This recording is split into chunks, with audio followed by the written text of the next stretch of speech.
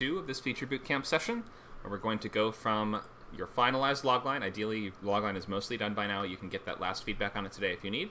We're going to move forward to figuring out the broad strokes of your entire story. So let's get started. We have some classes coming up. We have several classes today, even. As you can see, at 1 p.m. we have a How to Fix Your Scenes kind of scene workshop led by Nacho, and I'm teaching writing monsters and villains tonight at 5 p.m. Pacific time. There's also a couple other events going on any given day. The best way to find out what is happening is to search the events tab. If you scroll up to the very top of the list of channels, then you can find a button that says 81 events. And there you can see a full directory of all the events coming up, and you can mark if you're interested in them, and if you are, you'll be notified before they begin. We also have like Novel Writers Circle. That's right after this class at noon if you want to go to something immediately after Feature Bootcamp. So you could basically chain events back to back and be doing stuff on Script and WordCamp all day. Okay, and of course we have some more fiction writing classes coming up after this current book writing bootcamp finishes. So we're finishing novels next weekend, and then we're going to announce a few free classes on WordCamp, and then we'll start that new session of Novel Bootcamp in June. So here's those new dates. That'll be, there's the date, June 24th. Saturdays from 12 to 2 Pacific. Our next TV pilot bootcamp will be Sundays 10 to noon. That starts in July, so that's this slot. That's gonna, once this feature bootcamp finishes, it's going to alternate to the Friday. And the Friday is going to be so Fridays 6 to 8. That's our other bootcamp slot. The next one starts June 9th for feature writing. So if you want to write another feature after this, you can start June 9th. Okay, and we also have consultations, editing, and development. If you'd like to order any of these things, you want to get additional feedback on your story, or come up with an idea for your new story, or get feedback on your first page and get it marked up, or things like that, you can find those at scriptcamp.net/coverage. And as a member, you do get 50 to 90% off, so we recommend signing up for a subscription, which you can do at scriptcamp.net/membership. You can get a 2-week free trial of all the classes, all the events, all the workshops that we do, not just one boot camp. You get everything. Okay, we are on week 2, so here's that overview. We're going to try to complete Storybeats summary this week. Storybeats being essentially a list of all your scenes in the more or less correct order. It's okay if you don't have every single scene. You're going to try to fill in as many gaps as you can, but there may be some question marks here and there, but you're going to have as complete a picture of this list of scenes as possible. And probably if you're kind of just getting started at this, it's really helpful to mark this out with, or even if you are experienced at this, it can be helpful to mark this out with the structural headings over each section, so we know this is your intro, this is your catalyst, this is your act breaks, your midpoint. We kind of mark out what the function of each of these sections is to help us plan our way through the entire story, which is going to require a really strong working knowledge of 3-act structure. So next week is going to be scene cards, so we're going to move from Storybeats, expand that out into a full paragraph for each scene, where you're going to really do that heavy lifting of figuring out what happens in each moment, and also estimating to the best of your ability which pages these will fall upon. So you're going to try to build out a plan for your script, saying, scene 1 will be 1 page long, scene 2 will be 5 pages long, etc., etc. And that way you can kind of estimate your pacing and just maintain control of your story a little better. Then we start the script on March 17th. That's beginnings. And from then on, each of the lectures will be based on the section of the script that you are in, starting with the first act, moving to the second act, then transitioning to third act by April 14th. And you're going to be writing about 20 pages a week, maybe 25 pages a week, which is about 4 pages a day if you're just writing on weekdays. So that's a substantial pace to keep up for 4 weeks in a row. So that's why we put all this work into planning beforehand, and why we put so much emphasis on figuring out what happens first, because screenwriting is a very kind of, it is helpful to be able to talk in terms of the structure from a very zoomed out perspective. And when you're in development meetings and things like this, they're going to be talking in these terms, in terms of the act breaks, in terms of the structure, and you're just expected to kind of know all these things. So it's helpful to be able to just build this into your process, and to be able to break a script apart, just like, taking apart a radio or a car, and see how each of the parts works and why it's there, so that if you are ever going to sort of divert from that or do something different, you can, but you know why it was there in the first place. It's like, There's no point in swapping out the flour for almond flour in the recipe or whatever, unless you're like, okay, I know what the flour was doing. Okay, yeah, the dates might be not entirely correct on this slide. It's not March 3rd. It's actually May 14th, so ignore these dates for the moment. But these are going to be, this is still the breakdown of the week by week. So for next week, we'll have completed story beats. And the week after that, you'll start the pages. And you'll finish that first draft by, I guess it would be like mid-June, I think. I'm sure we'll give you the new updated dates on that. Okay. Where are we? So you can become a member if you've not already done so. You can get access to all boot camps and all labs at scriptcamp.net/membership. It comes with a 2-week free trial. If you know a skill or language you'd like to teach, you can contact me or our co-founder, Nacho, and you can tell your friends. If you refer somebody, then you will both get a free month of unlimited subscription, plus a free month of Arc Studio Pro, which is a great screenwriting software. You can also get the class on its own if you want to at scriptcamp.net/classes. And if you haven't signed up yet, but you plan to sign up, then you can let us know in the chat. We'll post a poll in just a second where you can vote yes if you intend to sign up but have not yet done so, and that way you can get instant access to all the member-exclusive chat channels. We have over 100 hours of different events every single month, so we hope that you guys sign up and stick with us. Or you can just try out the free stuff and just be here for the community events, the clubs, the many writing groups. We have plenty of events for members and non-members. There's the poll in the chat. Just click that blue number 1 if you intend to sign up. And there's other options too if you have questions or things like that. Okay, so let's get started. We have plenty to do today. We're going to start with check in if anybody has a logline from last week that they want to get finalized. They're not 100% sure about, but they're pretty much there. We can do that today. If anyone has a new logline for us, I think that I'm going to start by looking at loglines and just giving adjustments so that you guys can be working on that as we proceed through the lecture. You should be having your documents open and be working during the class, not just listening. And that way, at the end of class, maybe you'll have a revised version of it that you can submit again, and I can sort of try to give you the stamp of approval on if you want. You don't ultimately need the stamp of approval from me. I'm never going to stop you from moving forward if I'm I'm not sure if that logline's working or not, but it's just a recommendation for you based on having, we've done 2 years of these classes, so we've seen a lot of loglines in this time. So we'll start with that logline stuff in just a moment, and then we'll move into structure. Full breakdown of feature structure issues, how to break your story, some examples of story beats. Maybe we actually almost never actually get to theme and argument in this class, and we may have to reserve that for next week or the following one, but we might be able to touch on kind of dramatic themes. And then we'll have plenty of time for questions too. So let's dive right in. So you can post your logline in the chat. If you have a revised one from last week that you want to get that additional kind of just glance at before you move forward, you're not 100% sure, you can share that. Or if you have a new one for us that you want to get feedback on now, I would share that in our chat at the moment, which you can do by mousing over the Classroom channel and clicking that small white word bubble that says Open Chat. It should show up on the right side of your screen, and then you can paste your logline into the text chat. Okay, I'm going to mark them up and ask you guys to answer questions about them, just to kind of assess your goals a little bit and to try to just help you shape this. And then you can work on it a bit, and I'll call on you again by the end of class. All right, so we'll just go in the order that they're posted. We'll start with Julietta, and then everybody else who has one that they want to share can post after that, and I will get to you very shortly. Okay, I'm going to invite Julietta up. Thank you, Taylor.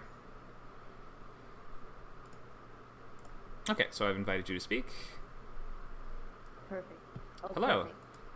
Hi. So this is my log line. This is I wrote it after listening to all the videos and stuff from last week. Where did it go? Hang on. So if I give you a little comparison of what I'm thinking, so this is basically a psychological thriller, and this is kind of Nolan Stalker meets Mulholland Drive. So I kind of want to keep a very dream element to all the story beats, and I kind of want to go with an incoherent kind of narrative. So Okay. this is basically my log line. Can I pause you really quick? Yes, please. So intentionally going with an incoherent narrative is a really, really, really difficult thing to do and to make work right off the bat. Like, it's hard enough to 100%. write a coherent narrative. I'm not saying you can't write a sort of dreamy, weird script. You definitely can, but just I would caution you against this, especially if this is one of your first features.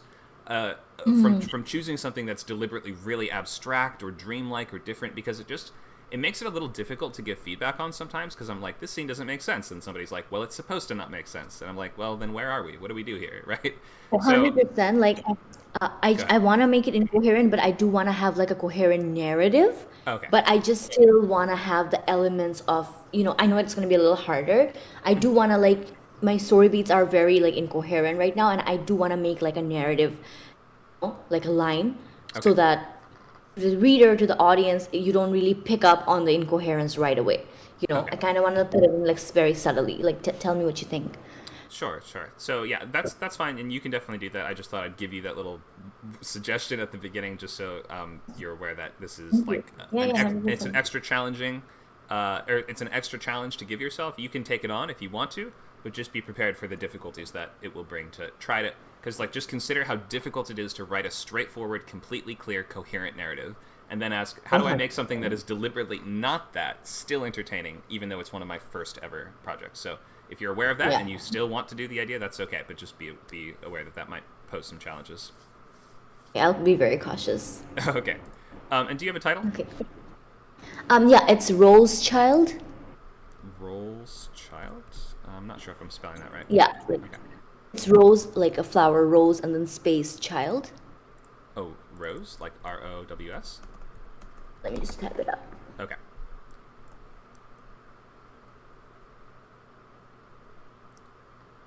Rose. Oh, Rose, like the flower. Got it. Okay. Rose Child. Okie doke. Why don't you read the logline for us?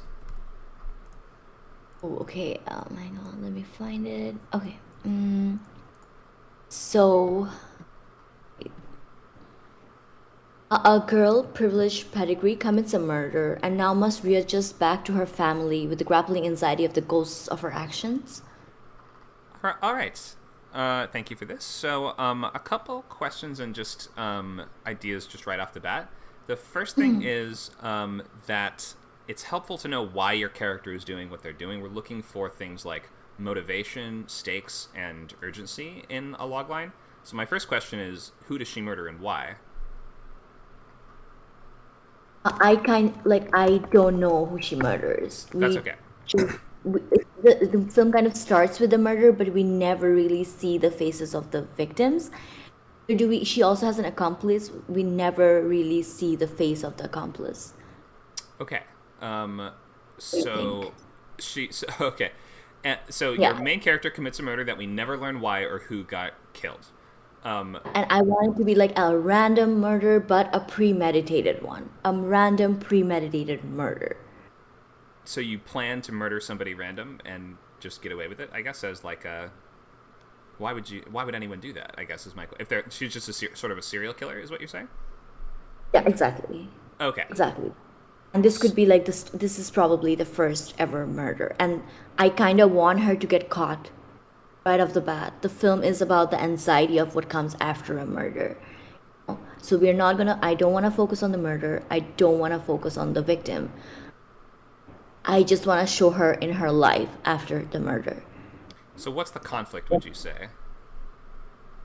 I kind of want, like, I believe it's an internal conflict because the conflict itself is that she's from such a good pedigree family. Whenever you see psychotic killers, you always see there's something really fucked up happened to them, blah, blah, blah, blah, blah. Here it doesn't. And the anxiety and the conflict is a very internal one, which is like, oh, I'm this good girl. Like, what the fuck did I just do? And how That's do I like survive? Like, especially when we were kids and we would probably steal something or like do something like bad, and then the anxiety that came right after that. I kind of want to go back to that innocence and that very preemptive anxiety. okay. But so unless there is an external threat of some kind, if the entire conflict is just she feels guilty, she feels bad, it's really difficult to make that into Work. a movie. Yeah, as a movie, because movies really rely on these external stakes and like things happening to the characters or goals that the characters need to work towards. Whereas it seems like your character doesn't really have an objective here. There's not really an external threat. There's not kind of a ticking clock, which psychological thrillers often have some kind of reason that they maybe like somebody who's getting closer to catching them or something like that, right? I'm sure you've seen that before in lots of movies where it's like there's a 100%. detective, 100%. that's like Yeah, one yeah, step yeah. behind them every time. So just Yeah, like, like Psycho and all that, right? sure, yeah, American Psycho is, or well, you said Psycho, which is both of those have psycho killers in them, obviously. But American Psycho with Christian Bale, there's a Willem Dafoe plays a detective that's getting closer and closer to catching him. 100%. Right. Yeah. So that adds that sort of external pressure. He feels the walls closing in on him. He can see that like they're asking more and more questions. They're getting closer to figuring out his identity.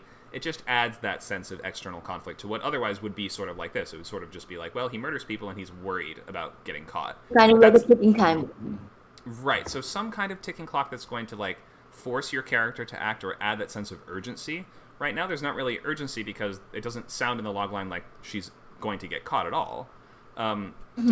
So maybe you need to just kind of look at the basic elements there and find another piece. Maybe a central relationship can really work in this kind of story. So you're like, she is trying to, I don't know, she's trying to reconnect with an estranged child or something like that. And if the child finds out that her mom's a serial killer, obviously it'll all be over. So just adding one more piece in there might be useful for you, adding one more point of conflict, something external that she needs to do, somebody that's after her, somebody that's blackmailing her and is threatening to expose her, something like that, which is just going to kind of engage us a little more than, because it's like we can't see what's going on in your character's head. If I was like, if I was to add that to the line I already have, how would I restructure it? It would be like, girl, privileged pedigree commits a murder, and now, how would I word it? Well, it depends. So it depends what you're changing exactly. But to begin with, describing her as having privileged pedigree sounds a little odd to me to begin with. Just the phrasing is a little unusual. I would probably just say, well, first of all, pick an adjective that describes her personality rather than describing her sort of background. Her, you can say like when a wealthy sociopath maybe is like a good way to describe this character or something like that.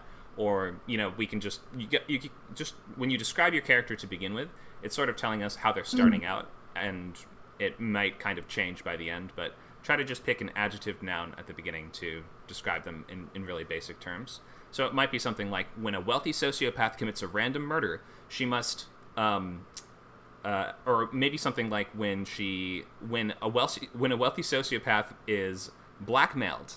And somebody threatens to expose her for this random murder, she must hold her life together, or she must commit more murders in order to cover this up, or she must try to find that answer to that question. She must blank, and that word "must" is implying a level of urgency there. And in this story, it sounds like your character's trying to hold her life together and avoid going to jail, probably, right? 100%, yeah. Okay, so she must do what exactly? What course of action does she have to take in order to keep her life from falling apart? So I realize I didn't give you a super straightforward sentence there because it's kind of hard just to think of it and just speak it out loud sometimes. But I'm sure that so just given those pieces there, try out this format. It's sort of like when, I think you sort of have done something sort of like this, but it's like when inciting incident, when she commits a random murder, an adjective protagonist, a wealthy sociopath, something like that, however you want to describe her, must blank, which is the action of the movie, before or else this bad thing happens, or else she'll be exposed, or else her family will fall apart, or else she'll be killed next, something like that. So I think just given that, does that give you some ideas of how to maybe start rethinking it and configuring this a little bit by the end of class, and then we can look at the revised version later? For sure. Okay. For sure. Yeah. Any big questions on this? No, I think I'm good for now. Thank you. Okay, I'm just cool. gonna keep working on it till the end of it. So yeah, sounds good. We'll check back in with you later. Okay, thank you. Sure. All right. We are looking at log lines. We'll move next to Taylor.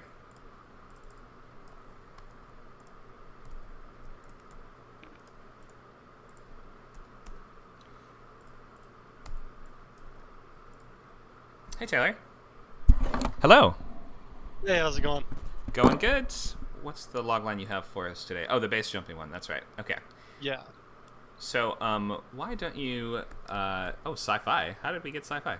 Why don't you read this out for us? A condemned building set to be demolished in 12 hours becomes a deadly trap for a group of base jumpers. With no escape route but up, they must navigate through a horrific labyrinth that seems to defy space and time. Whoa. Okay, this is quite different from the last version of this, isn't it? Yeah, so basically what happened was, like, I have like, current issues in my sketchbook. So I was like, okay, so like, survival stories are usually somewhere that's inherently scary. Stranded in the ocean is scary. Being stuck in an underground cavern is scary.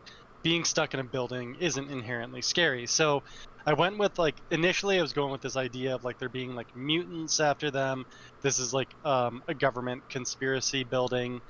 And then I was like, if I'm doing something where there's government experiments involved, I can surely do something more interesting than just there being mutants.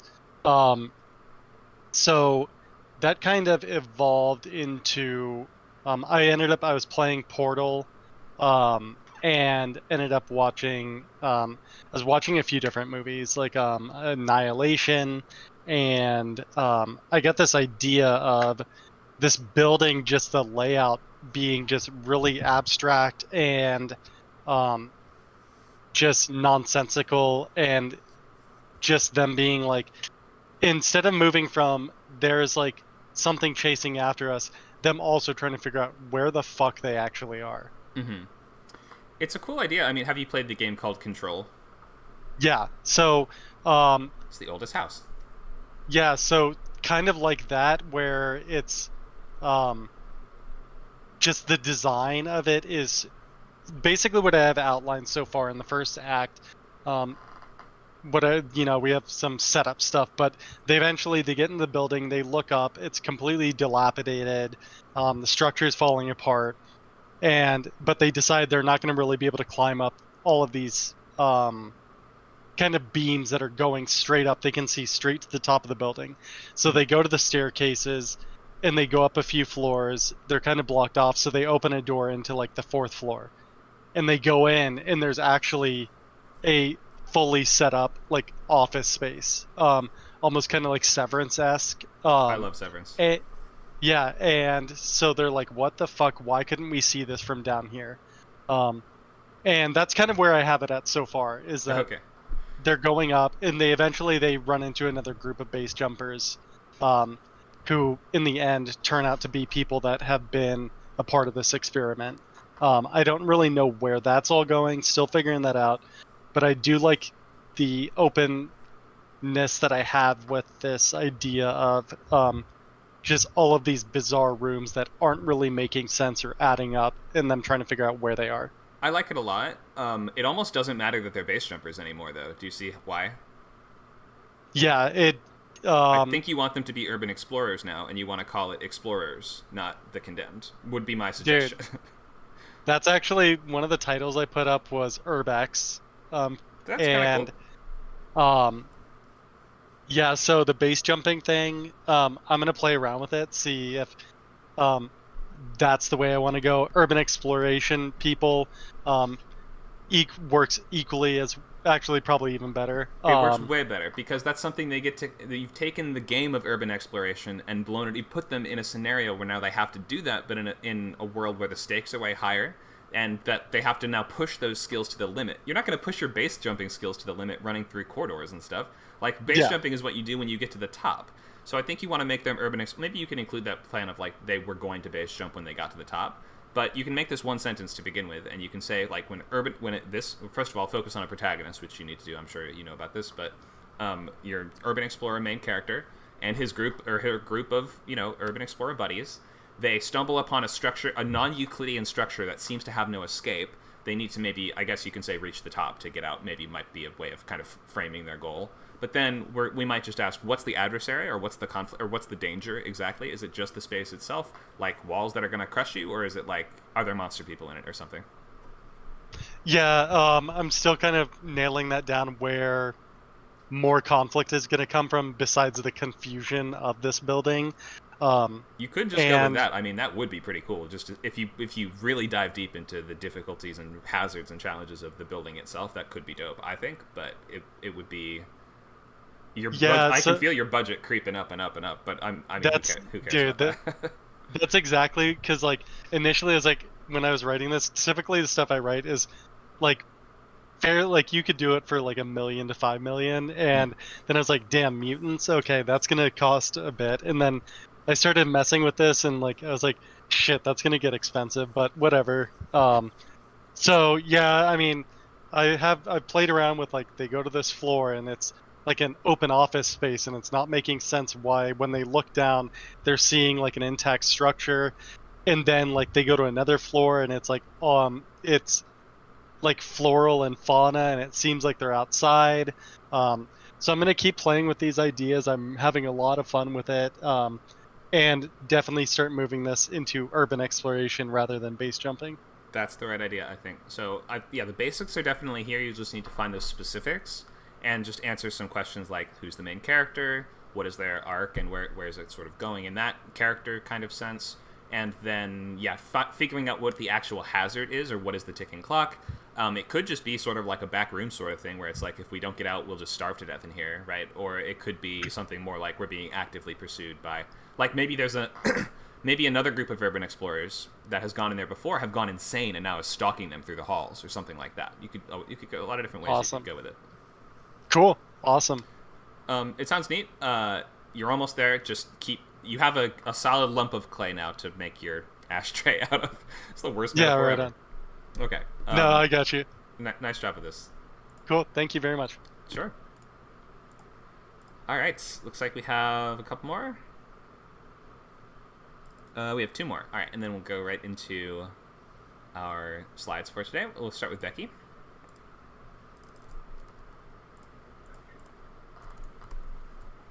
Hello? Hello? Hi, Becky. What was Can the you hear title on this again? Yeah, I hear you. Did you change the title on this before? Yeah, it was originally Sunshine, and then it's still just a working title, still trying to come up with a better title. Okay, we'll just call it Working Thriller. And, genre. This is like... would you say this is psychological thriller? Psychological thriller, yeah. Okay.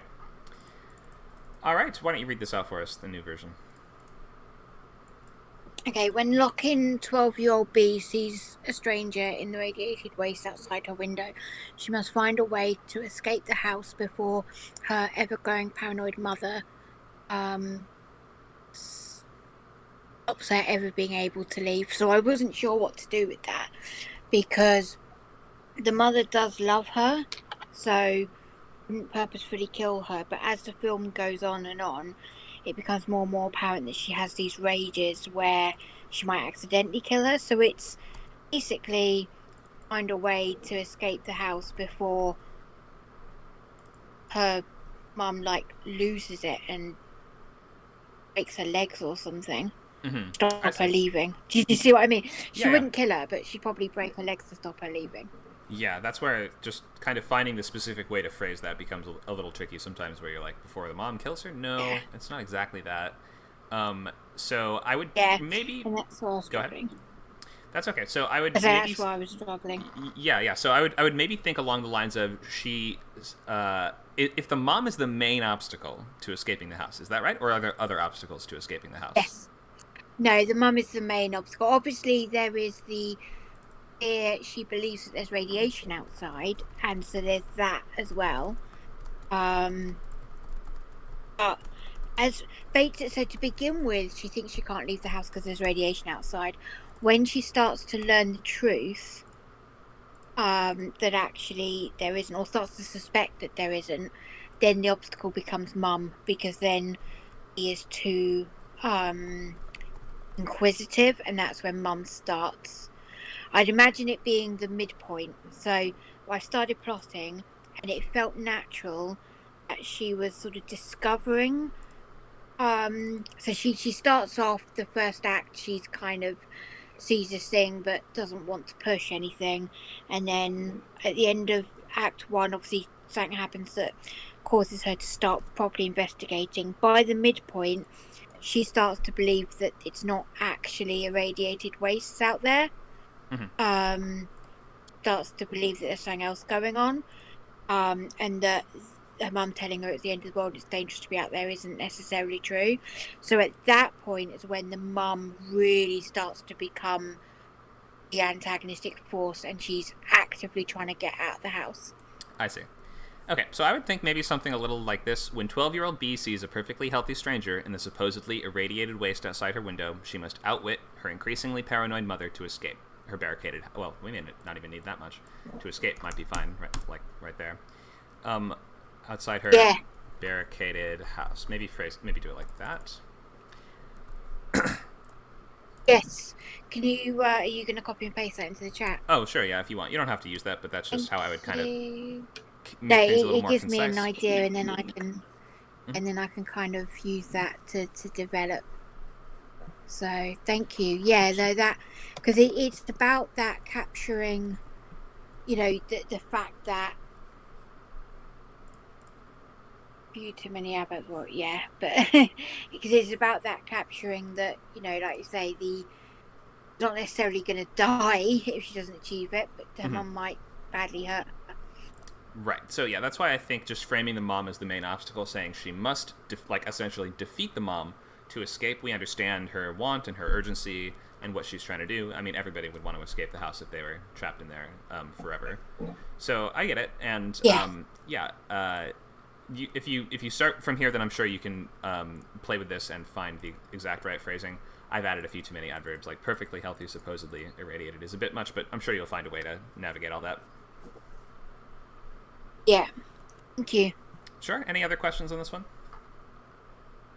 No, like I say, I've been developing like the big plot points, and it kind of it does feel right to me that the midpoint is where she pretty much knows that the outside is safe, or deeply suspects the outside is safe, rather than it being towards the end of the film like I originally planned. So I suppose I just wanted your opinion on whether, I mean, that feels like a good midpoint, right? That feels like things then change. I would do it as the break into two, but if you have a lot of really good ideas for what would be the break, like if your break into two should be something, I guess, better than, if that's not your break into two, then you'll need a really good break into two, I guess is what I would say. So what I'm thinking right now I do have one of them as well. The first act, although she sees the stranger outside, is still not quite like ready. She kind of isn't ready to ask her mum about it or anything. But the break into two is when someone knocks on the door and is asking if there's a kid in there, and basically is asking questions of her mum that she can overhear. And that's when she's like, there's something really odd going on here. Like, why do they want to know if there's kids in here? And that's when she really starts to because her mum makes the excuse that, it's the army, just checking, just doing a head count. Okay. So she thinks there are people out there, just that they're all in hazmat suits and armor and all that kind of stuff? In the act break into two, that's when, so... Okay. I haven't worked out exactly yet, but basically she believes there are people, because they get food delivered. She just believes they're being... She gets locked up in the room every time the food's delivered. Okay. So it's the first time that she's decided to listen in. Got it. Okay. So we don't have to get too into the structure right now. Just the logline's looking pretty good like this, and I think you're good to tune it up a little bit, and then you'll be ready to move on to the next step. Awesome. Thank you. Thank you. I think looks like we have two more. We'll start with Lokavidu. Hello. Hi. What have you got for us today? Yeah, so this is basically an idea that's been circulating around my head for quite some time, actually. I've put it on the back burner for a little bit, to be fair. It's a logline that I've written a couple of months ago, but basically, it's a drama thriller set in a near future society where basically society has been fractured by the compounding effects of climate change. It's at its core a revenge film. It's a revenge story, but it just asks more questions in terms of like, if we were to rebuild, would we tell ourselves the same stories as before? It has quite this mythical sort of like epic quality to it that maybe harkens back to some of like older films, if that makes sense. And yeah, it kind of like basically, I forgot what I was gonna say. See, when I'm put on the spot, I have to be brought up on stage. Okay. I kind of Yeah, block a little bit. That's okay. I can ask some questions about this. Okay, so why don't you just start by reading it out, and then we'll go from there. Yeah, in a society fractured by the compounding effects of climate change, a reclusive hunter's quest for revenge on the sibling who murdered his family could decide the fate of many. All right, thanks for that. So to begin with, we want to generally avoid these kind of this ambiguity and this sort of rhetorical questions and the sort of like, it could do this, like it could, will it or won't it? Right. So I would try to maybe start, and it feels like you've put your inciting incident a little too far into the logline. We typically want to start with that. So maybe start with when his sibling murders his family, or start with when his, and I would just be specific, when his brother or his sister, whichever it is, murders his family, or if you want to maybe expand on that a little bit, when just be more specific with what happens there or why. When that happens, that's what starts this quest.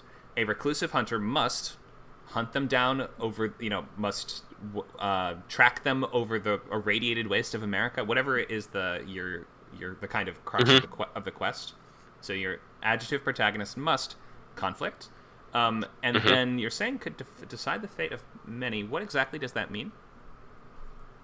Right. So basically, it's also a bit of a contest for leadership. My main character is a reluctant leader. They've both been the half siblings. Both half siblings have been brought up by this third character. They've been bred up from ever since they were children to be leaders and to basically lead. And basically, the brother who murders the family is the de facto leader, but because he's decided to murder the family of his brother, now basically the leader could be overthrown. It's a treatise on power, leadership, and that kind of stuff. Oh wait, so they're like royalty almost in this kind of post? No, they're not. They're not even royalty per se. No. Basically, his third character, the priest, has brought up these two boys from when they were young.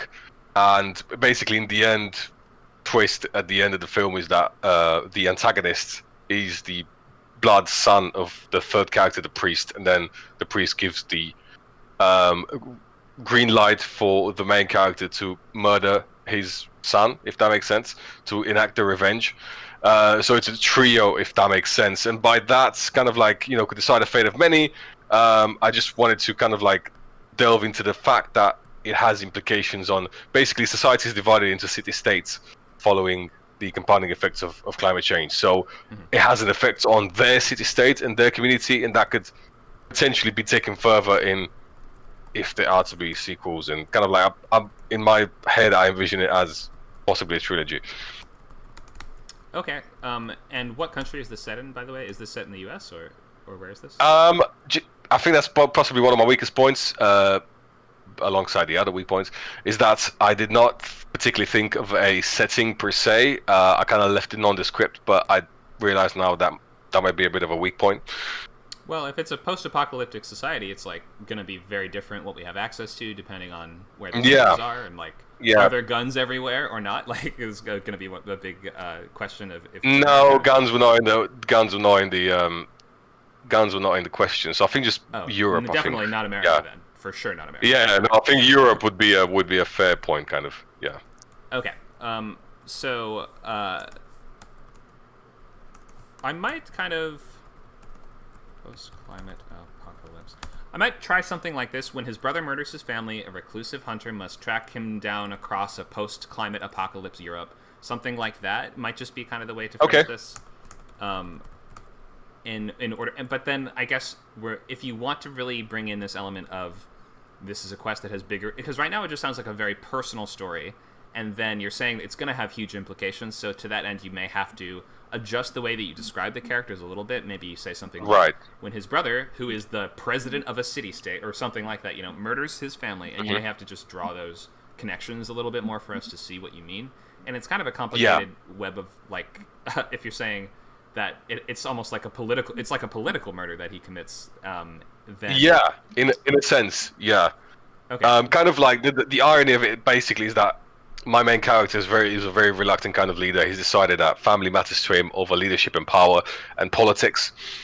Having that thing removed from him kind of like forces him to become the thing that he didn't want to become, but in the end the thing that he becomes is actually a good thing for everybody else. So it's a bit of a bittersweet pill, because the murder of his family forces him to become this leader that he was always afraid to become, but that's a good thing for everybody else except for him. okay. So in that case, describing him in the logline as a reclusive hunter is a little bit misleading, because it sounds like he is a not royalty, but I don't know what you'd call that, like high-ranking politician or something that has abandoned his post, right? Or that is in hiding, or that has abdicated his position in some way. So you may just have to describe because if you just call him a reclusive hunter, that makes it sound like, how would this possibly have global implications from somebody murdering his family? But you may just have to spell out the relationships a little bit more, or do a little more 100%. to describe the character's exact roles and positions in the world.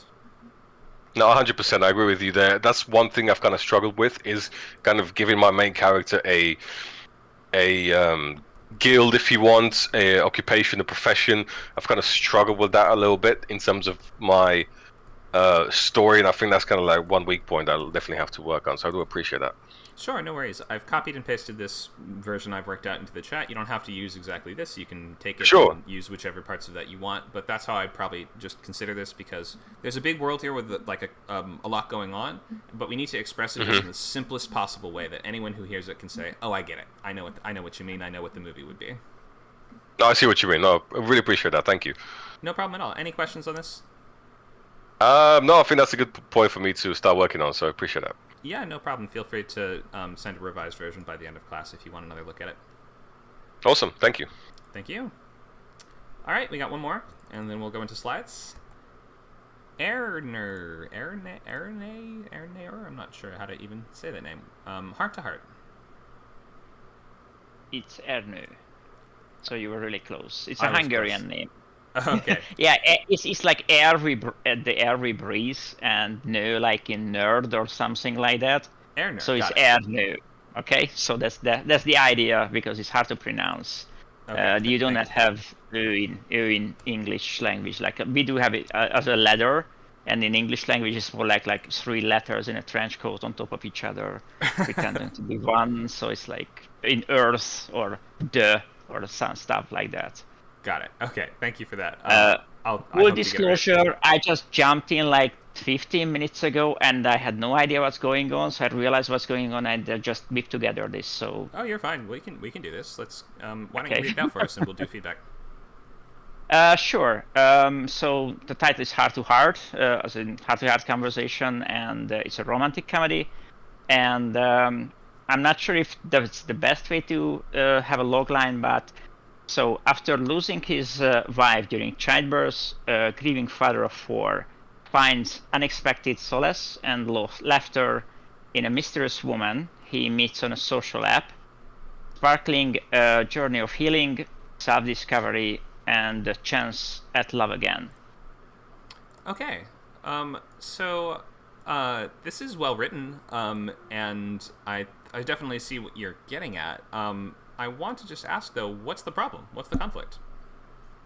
The conflict is that the love interest, so the male and the female love interest, is one of them, the male, since he lost a soulmate. That's why I said that. So I wrote wife here, but I would probably change it to soulmate, because he lost a long-time companion. They have 4 children, ages like up to 15, 16, so they lived together for a long time. And the father feels that he cannot find another soulmate that just happens once, like winning a lottery. Mm-hmm. And the female, the love interest, which they met on a social app, which the kids set up to their dad because he was just grieving and he didn't care. So that's like the meet cute moment in the story. Mm-hmm. So the woman is in the middle of a divorce, and also in after some kind of surgery. which affects her ability to interact with people socially. And she feels rejected because of the divorce and insecure about her looks as well. And because of those things they believe in, that the father believes that he cannot find true love again, and the woman believes that she's worthless of being loved. So that's the main thing, that they withdraw from dating or even from a chance to find love. And because they set up on this dating app by the kids of the dead, and they just started to accidentally have a conversation. So they just discovered that they actually are perfect soulmates. They don't know that, right, at the beginning of the story, but they are, and that's the whole promise of the whole story, that they try to suppress themselves from going out, and they always fail. And since it's a comedy, they fail up. So it's like Frank Drebin, when he accidentally catches the criminals because he just, looked to the left and you just swipe his hand to the right and hit the face of an assassin or something. So either they fail, they just move upwards in the relationship. So the idea behind the comedic element is that they try to suppress their feelings, but they cannot, because obviously they are soulmates. So whatever they do, they just end up in a better situation, and their environment tries pushing them towards that discovery. So the dad has like a shrink because of the grieving stuff and the newborn baby. So he doesn't pushes in his grieving towards the newborn child, which fathers usually do when they lose a wife during childbirth, right?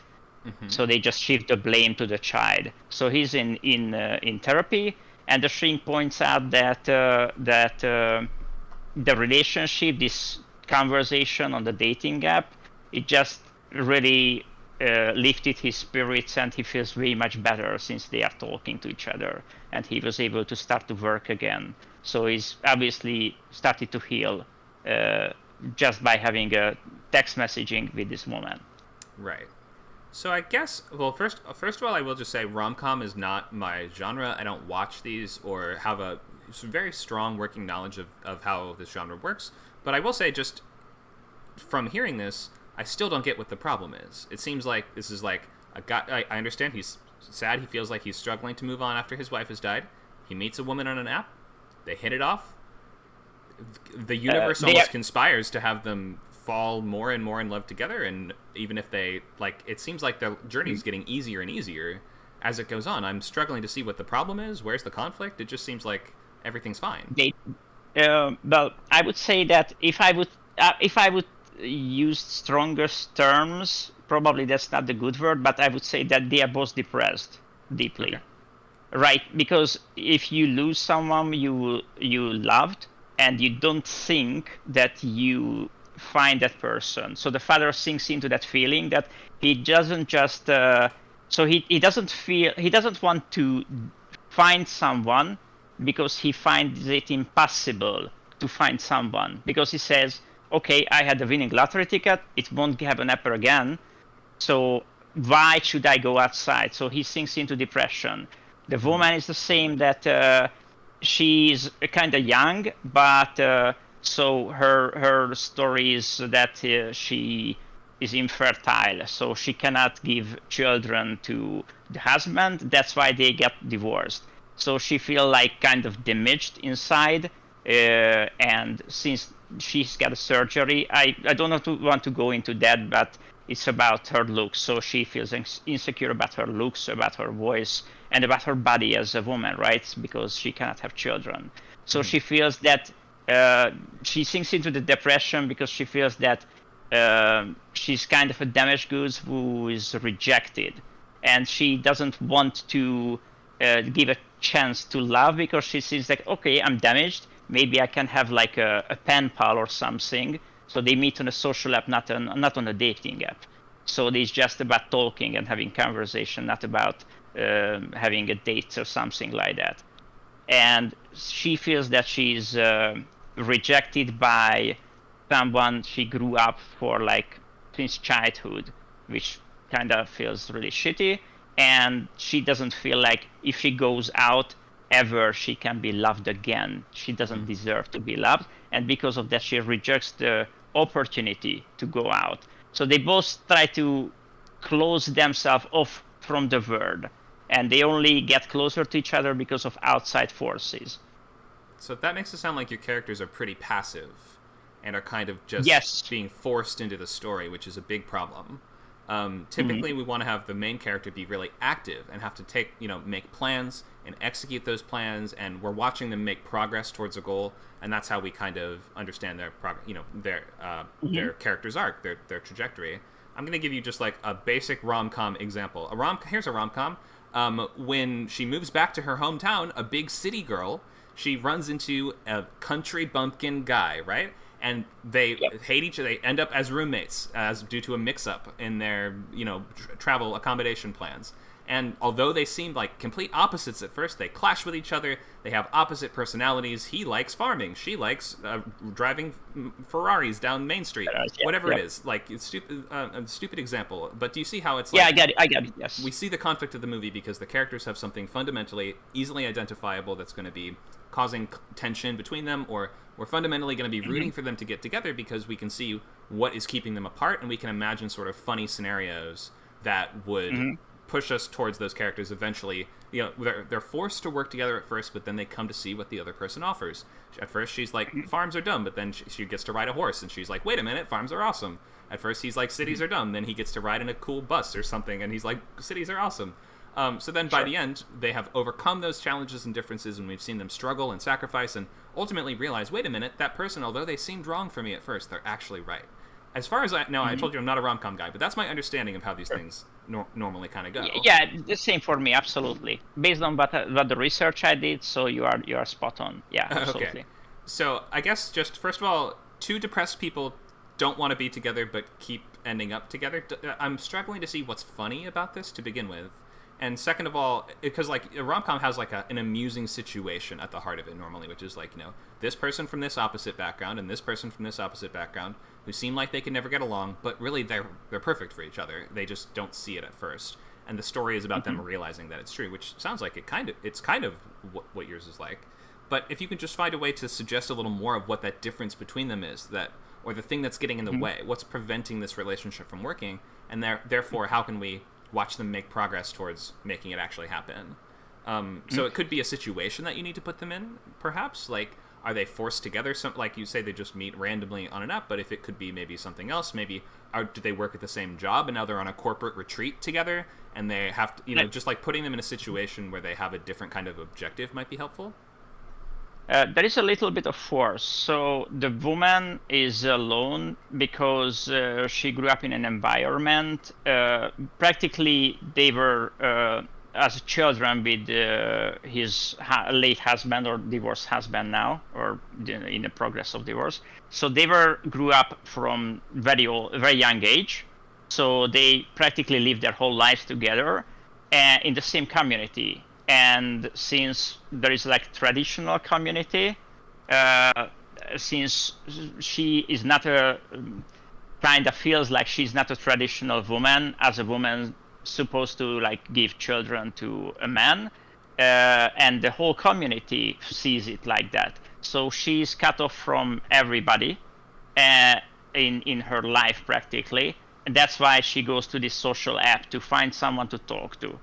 And she has no one else, so it's a random match, obviously. And for the man, the pressure is that since the death of the wife, which is about like 6 months now when we start the story, he was not able to work. He was not able to provide for 4 children, so he lives life on his savings. And obviously there is a pressure to work, to provide for the family, especially from so he's like a self-help guy, so like a life coach, let's say like Jordan Peterson, if you're familiar with him, something like that. So he was about to write his first book, and because of the death of the wife, he couldn't.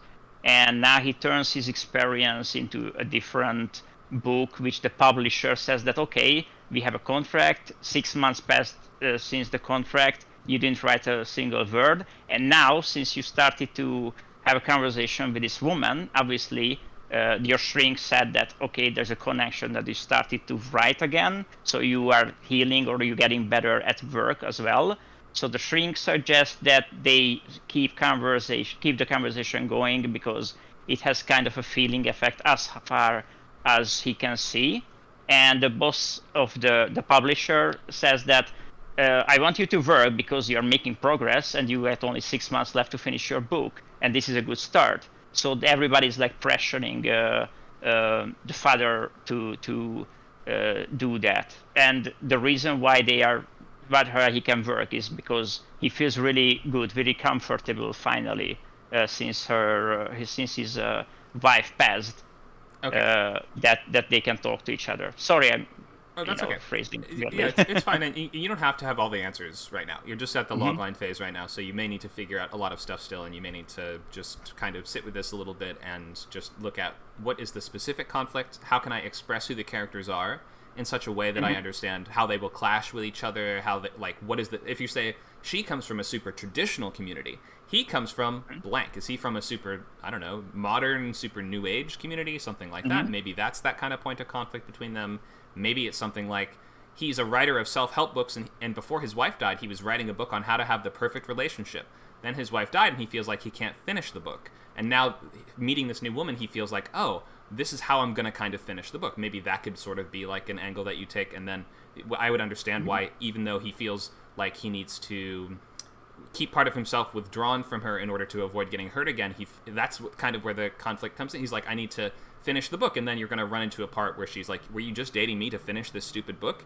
And that's going to be like a big, breakup moment with them, where he's like, I don't know, was it just for the book? No, it's because I actually love her, and he ends up having to give up the book and his career in order to be together. Something like that. I'm giving you way too much right now, probably, but just I get it. Yes, Okay. I get what you're trying to say. So I already have a list of the scenes, like these like one sentence recaps of the scene, that how they meet each other, how they move forward in the relationship. So I kind of have the same. So I kind of have the whole story laid out.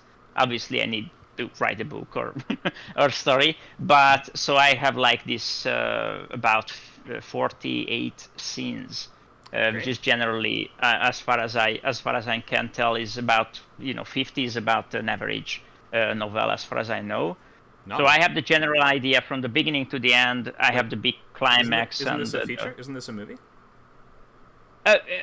I'm not sure. I started to work like 2 weeks ago, so I'm Okay. I'm still really confused about what I try to do, because I study a lot. I watch lectures about how to write, and I would say that I try to approach it from the point of what is the easiest way to do. So I actually wrote a log line first, just to recommend it to a friend or whatever, which sounded cool, and then I started like a one sentence with the promise and the progress and the payoff, and just try to build it like that. And before I try to approach it as a book, I probably go with like a script, because it seems to me that scripts are easier to write than books, because books have more detail, right? So it's if it's a script, it's like a 90-page script, and of course it's condensed, and of course it has to follow a lot of rules. I understand that, but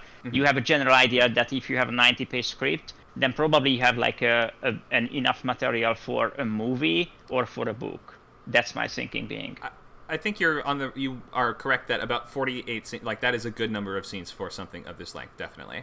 I will say, writing a book and a movie, one of them, it's a lot faster to write a movie. I wouldn't say it's a lot easier to write a movie, because I teach boot camps in both. And so if that's what if you're just trying to write something quicker than a script, yes, it's less words, it's less pages, and so in that sense, it might be easier for some. For some people, books are a lot easier for other reasons. So it just is up to you which one you're more invested in, which one you're more excited about, which one you read more of. I mean, most people grow up reading books. They don't grow up reading scripts. So that's how it like seems easier to write a movie. But then when you actually get your hands dirty, you may realize actually it's way harder than you think, because almost no one has experience reading them until they start learning how to write them. So we do have to move on from this one. Thank you for sharing this. I hope I've given you some useful tips for this moving forward. Try to find that point of conflict between the characters. Help us understand what is the problem, what is keeping them apart, and what is the fun of watching them try to get together going to be. Can I have one question, a final question? So don't you think that so if both of the characters are withdrawn, so they absolutely do not want to reach out because they feel like they don't deserve or cannot have what they crave for, and they are withdrawn on a level that they don't even crave for that, if that makes sense. So that's what I feel like depression is all about. That not just that you don't feel that you deserve love, for example, but because you don't feel like you deserve it, you just withdrawn for looking for it. You do not want to do anything towards that progress, and I think that's the main problem, the main conflict with the characters, that neither of them wants to be in a relationship because they don't feel that it's possible for them. So they just reject each other automatically, like they reject the whole wide world. Then in that case, I think you need to force. I don't think so. I mean, I think you'd have to force them together in that case, because if neither of them wants it, why are we rooting for them to be together? I guess would be a big question. They don't. It's not that they don't want each other. They don't feel that it's possible, and that's why they don't try. So they can imagine a friendship because they think that, okay, we can be friends, but I know for sure, because I'm an idiot, depressed person, that I cannot have love, so I don't aim for love. So I think we can be friends. Like when Harry met Sally, right? They don't believe that they can be lovers at all. They don't even believe that they can be friends. But the circumstances that they both live in New York and they just bump into each other over and over and over again, and they have eventually figured out that they have things in common. So find out that's the approach I'm thinking of, that in that movie, they both said that, okay, I don't want anything with that person, and even when they met, they just tried to avoid each other at the beginning. And that's kind of, I would say, that's the same approach from these characters. They're just not against each other, they're just generally against love, and not because they don't want to, but because they're kind of sick, depressed, and this just overrules their logical thinking. Okay, I think I do understand. I'll just leave you with this, that we are most invested with movies when we are watching characters actively pursue goals.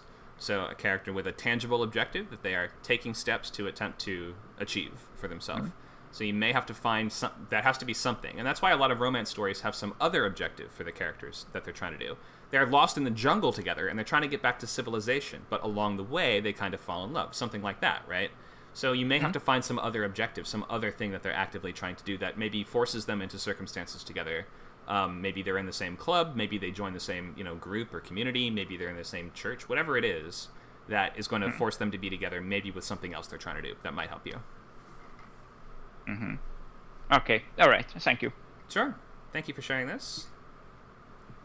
Okay, we are past the first hour, so we do have to get into slide stuff because there's plenty of stuff to do, so I'm going to go right into the rest.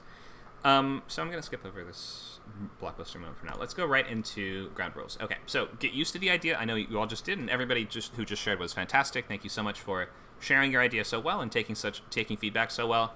The skill of taking... Oh my gosh, I just realized my text is way off. Sorry. The skill of taking feedback is something we don't really think of as skill, but it's like one of the most important things to actually work on.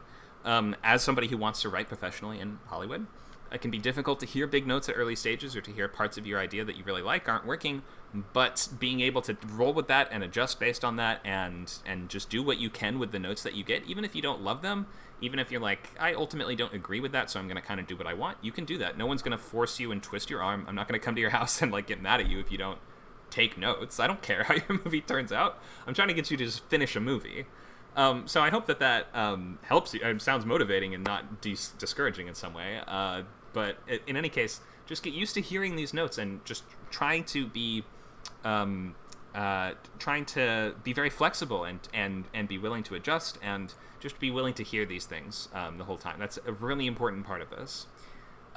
If you're going to continue past this week, please use your real name also in the bootcamp. You can right-click your name to change it on Discord. You don't have to do this today or right now, but just if you're going to go past right now, then make sure to do that. If you really don't want to use your real name, you can use a nickname or a middle name or something like that. Okay, so let's go right into story beats. We just started with loglines, and everybody got some feedback on their logline, which I think I took a long time to do that, so hopefully everybody has at least something to work with and knows what general changes to make. And then once you have that really strong logline, it's going to give you a head start on your outlining. Because what was the format for the logline? It's when or after inciting incident, an adjective protagonist must conflict before or else stakes. That's going to give you a couple things to put on your structure board right away. And if you don't know what the sort of structure beat sheet looks like, we'll get to that in just a moment. But if you do, then when or after inciting incident, otherwise known as the catalyst, so that's telling you what's going to happen on page like 12 to 15, 10 to 15-ish normally. There's some that come sooner and some that come later, but generally in modern specs, it's like 10 to 15. An adjective protagonist, that's what you're setting up between pages 1 and 10. Between the beginning and the catalyst, you are setting up the fact that your character starts the story like this. You know, if he's like a miserly old CEO, then in our first 10 pages, we have to see example after example of that. They must conflict, that's your Act 2, before or in order to. Stakes or ticking clock gives you a sense of what's going to happen at that all is lost moment. Often, the all is lost moment is going to be a time where your character either the bad thing that's going to happen when you say before this happens, they must clean up the house party before mom and dad get home. So the all is lost moment is going to be either we failed at our goal or it seems inevitable that we will fail at our goal. So it's either mom and dad get home or it could be mom and dad call and they're 5 minutes away, that sort of thing. So, and then the ticking clock is going to be some plot element that just forces your characters to act within a certain time frame. So just by having a well-written logline, you will already have a couple things to put onto your beat sheet, and you can then connect the dots and fill in A to B in order to figure out the rest of the story. So we're going to get into structure a bit. This is your friend, this is not your enemy, so don't fight with this too much until you know why it's there and what it's supposed to do. And once you know it like the back of your hand, you can kind of change it up or do whatever you want with it. Maybe you're like, I like really long first acts, and that's my thing. And so my first act is going to be 10 pages longer than it would normally be. And I know what the cost of that is and what the consequence of that will be. And I know that some readers will be like, this first act feels a little heavy, but you'll be like, I don't care because I have already factored that in, and I know that it's going to be worth that. Like there's going to be some kind of payoff to that that's worth the extra time that you're waiting at the beginning. So that's why you need to understand structure before you start messing with it too much. This is not really a set of handcuffs slapped on you by the man to turn your pilot into Hollywood, or show into movie into Hollywood trash. This is here to help you and to help you finish. And all the time, so often we'll hear students say like, well, my method is I really just kind of figure it out as I go, and that's my thing. And then I'm like, well, how many scripts have you finished? And they're like, well, none. And so I have to say, is that method working that you're using? Is figuring it out as you go and just kind of winging it, is that getting you high quality scripts that you're proud of? Because if not, then your method isn't working. So maybe try this one. If it doesn't work for you, you can try something else, or you can incorporate parts of this. You're really trying to create your own method and figure out how to organize and how to be organized moving through a story of this that's this substantial, like a 100-page-ish document. Although, you know, it's not exactly 8.5 by 11 single space 12-point font. It's like a substantial amount of writing, and it's an hour and a half or more of entertainment. And being able to keep an audience engaged and interested for an hour and a half with just you as the sort of entertainer or storyteller, and all you have in front of you is black text on white paper, is difficult to do. So don't try to fight with the structure too much. It's here to help you, and like the fact is that if you follow it really well and the movie's amazing, nobody's going to be like, this is too formulaic, this is too structured. Almost every really great movie follows some kind of structure like this. It's not always going to be exactly like this, and I know there are exceptions, and I know there are art house movies, and I know there are foreign films that don't exactly follow the Hollywood 3-act whatever model, but a lot of them do, and a lot of the absolute best ones do, and you should at least learn it before you decide to make your own thing. Okay, so you don't have to have absolutely everything nailed down at the start. You have to discover a couple things by just writing the script, but try your best to just stick to your outline and execute what you've planned. Writing a script is, it's sort of riding on a train that you have to build while it's in motion. So there's always going to be like a learning process and a curve to this. You're going to make mistakes, and it's not going to be perfect the first couple times. And so that's why I suggest don't pick a script that you're super passionate about for a boot camp. You should pick something that you're excited about enough to write in the time frame that we have here. Something that you're going to learn from and will just be able to enjoy and have fun with, and you can make mistakes with, and maybe it won't turn out perfect, but that's okay because you just decided, I'm going to do a wizard robot movie. What could that possibly be? We've never seen a robot be a wizard before, and maybe you figure out some version of what that could be, and you do your best with it, and you move on after that. That's the best sort of approach to take with the boot camps. So don't take something that's going to try to honor your family's legacy, or something that's going to be an important story that's going to change the world, or something that you've been working on your whole life. Not good choices for boot camps, because those are all things that will require you to do that so much extra work and research and interviews. And if you're doing research and interviews, it's probably not a good boot camp script. So try to pick something that you're going to enjoy coming back to, you're going to be able to finish and move on from without being too sad if it is not perfect. You really have to read a lot of scripts. There's no way around this step. Everyone seems to want to skip this at some point, but there's no getting around it. We must absolutely read scripts, at least one every single week. I recommend 3 a week, personally. We have a lot of choices. We have a question in the chat. Can we send you notes and beats throughout the week? Yeah, we have a bootcamp chat for our members that you can post updates in and ask questions in.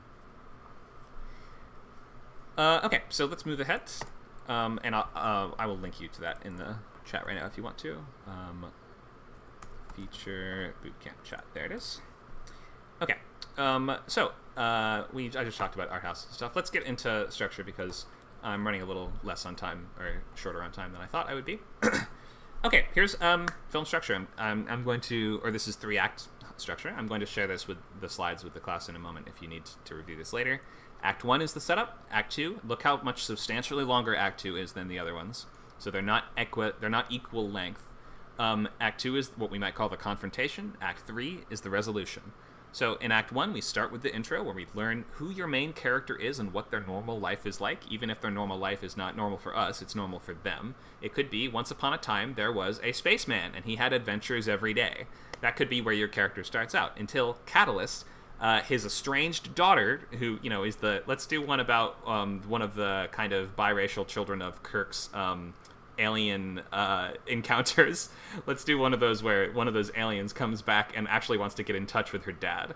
So it's like a half alien child that wants to reconnect with Captain Kirk. Let's imagine that. So we have an arrogant starship captain. Every day he goes on adventures and hooks up with hot alien women, like, ladies with green skin, until one day, the Catalyst, he gets a call from his daughter he didn't know that he had.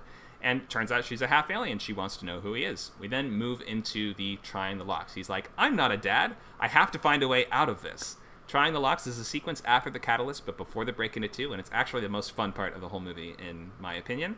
But so this is where your character, if the Catalyst was something bad for them, they're usually going to try to find ways to avoid having that thing happen, or avoid taking the responsibility, or avoid going on that journey, right? So let's say Captain Kirk is like, I can't have a kid right now. I'm going to he shoots his phone. He blows his phone up. Then he immediately goes to his best friend, his first mate on the crew, and he starts asking for advice. He's like, I have to get out of this. I need to go into hiding. And he escapes from his ship. He leaves his post. He abandons it. He goes to hide on a planet.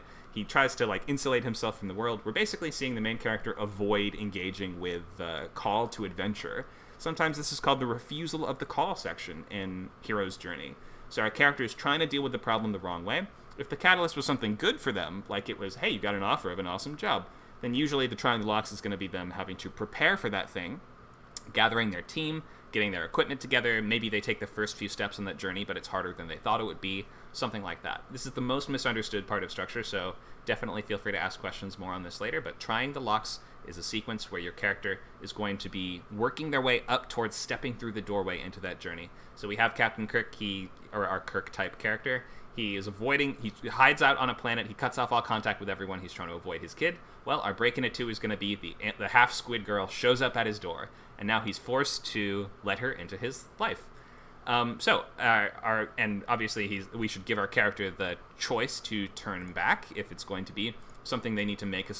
Our character should be choosing to step through the threshold into our Act 2. So in this case, she goes to his cabin in the snowy wasteland of planet Hoth, and he opens the door, and she's like, aren't you going to let me in? And our character now can choose, do I want to let her in the door, or do I want to slam it in her face? And he's like, ugh, fine, come on in. That moves us into our premise scenes, which I think is going to be father-daughter bonding in this version of this, in this dumb story that I'm pitching you right now. So now the first thing is we have to get to know each other. And our main character is kind of hesitant. He's like, I'm not really a dad type. I'm more of a spaceman. I have lots of enemies from all over the galaxy. I can't exactly be going on theme park rides. Smash cut to they're at a theme park together. And they're, the daughter's trying to have fun, trying to get to know her dad. And they get attacked by aliens while they're at the theme park. And the dad has to protect the daughter, shoot the aliens, and get her to safety. And along the way, they're bonding.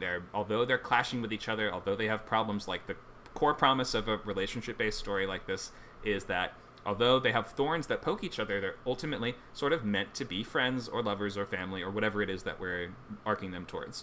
So we have a bunch of times where they're bonding and they get attacked, or different challenges come up that our main character has to deal with to keep them both safe, but they're getting closer and closer because they see what the other one has to offer, even though they both are, they have their differences.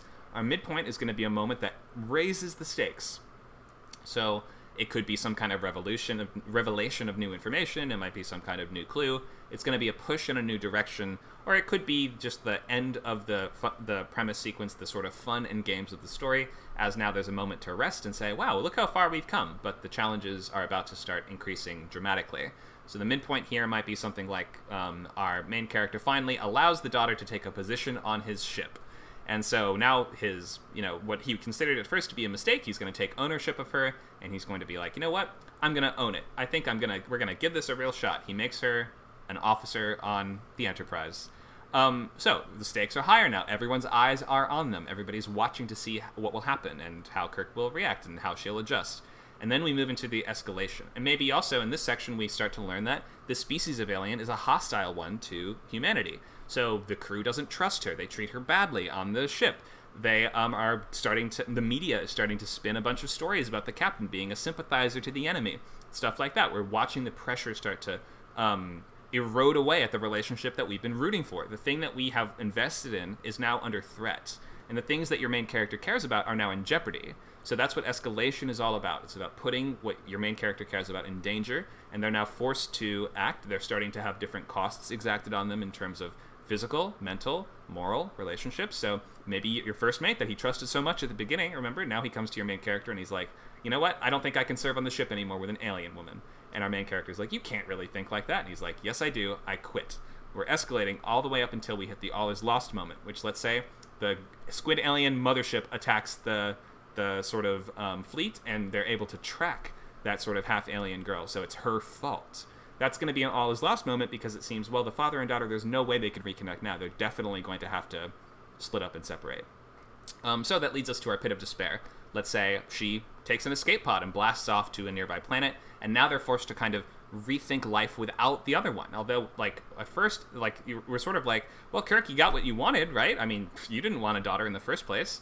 He's depressed, and he started to really appreciate her and start to see the value that she offers, and he falls into his deep alcoholism in his ship as the missiles start to pound against their force field, and it seems like they're starting to break through. The captain's so depressed there's no way that he can save the ship at this point. I guess humanity is doomed. That's going to lead us up into our break into 3, which is going to be a moment of reconciliation or realization for your main character, where they realize, wait a minute, this is the truth that I've been missing all this time. I need to maybe take one more swing at solving the final problem with this new truth in mind, or I'm going to have to imagine some new version of myself that synthesizes who I always was with what I've learned along the course of this journey. So let's say our break into 3 is going to be he realizes, holy crap, I do want a kid. I don't care that everyone's going to disavow me from Starfleet or whatever. He's going to storm into the conference room. He's going to say, I don't care if the best of my staff will quit if there's an alien on board, and I don't care if it means that they can track us more easily. I'm going to go get her. And that is often in we were talking rom-com structure earlier. Rom-coms are always going to have this moment of go get her, and it's going to be that moment where your main character realizes, holy crap, that person was valuable and worth keeping. I don't want to lose them. So then, and that often is how it works in a relationship-based story, which could be buddy, it could be work colleagues, or sort of partner story, like cop or spy partner kind of story. Could be love or romance. Could be almost anything. That's going to lead us to our finale. Let's say your main character has to take a little ship, blast down to the planet to get his estranged daughter, bring her back up, and now he's going to have to race to do that before the big alien fleet closes in and destroys their kind of vessel. He brings her back to the ship, and now they need to work together using the sort of rapport that they built, and maybe they have some great working relationship. She shoots the missiles really well. He can tell her exactly where to shoot the missiles. Whatever it is, they use their relationship, and only because they've come back together can they beat the alien mothership and save the day. Okay, and then you will have a little space for epilogue, which is just like a couple scenes at the very end, and that's going to be like we see that as a result of this journey, now there are alien hybrids serving all throughout the Starfleet because humanity has come to see, wait, okay, as a result of that, we see they can work with us. It's not just going to be humans versus aliens. We can get along. We can all be on the same ship together. I realize this doesn't work with Star Trek because we already knew that in Star Trek, but you see what I mean. Like, this would work in a sort of xenophobic sci-fi society. Anyway, so then we see how society has changed and how your characters have changed, and we get a little peek at what the road ahead might hold for them.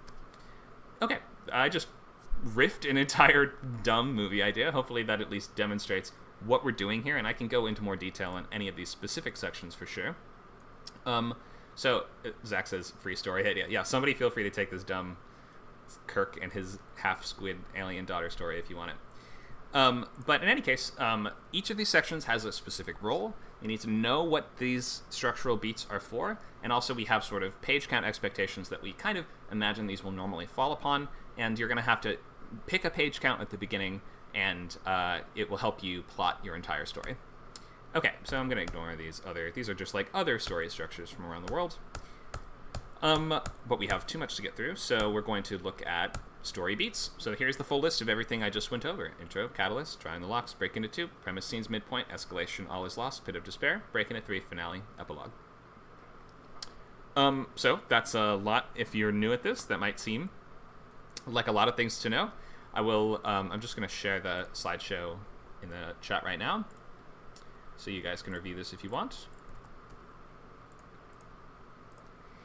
And I can go more into detail on any of the specific moments here. I'm going to just leave this kind of summary sheet up for a moment, just so you guys can look at the main points of how each of these parts work. And I'm going to open just to basic questions to see maybe which areas I should expand more and go into more depth on. So let me just see, what questions do you guys have based on just this? I know I went through it very quickly, and you may be unclear on lots of things, but if you have any questions that have just jumped to your mind, feel free to ask them now before we move forward.